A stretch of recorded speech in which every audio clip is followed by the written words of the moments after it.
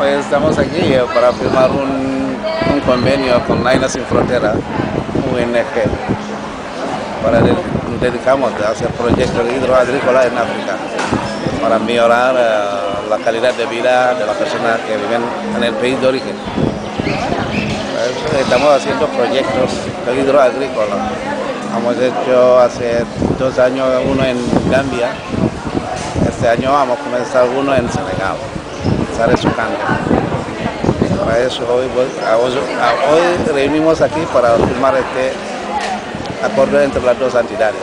Aina Sense Fronteres, conjuntament amb Mufomolo, farem un acord que avui el firmarem per fer un plan agrícola a Senegal. Llavors, creiem que les eines són ideals per fer un plan agrícola, perquè on hi ha agricultura no hi ha tanta gana. I és lamentable que aquesta gent es tingui que jugar la vida amb pateres i en cayucos, que en uns costes de 500 a 3.000 euros per viatge i perdin la vida. Suposo que fent aquests plans agrícoles la gent viurà amb una mica més de dignitat.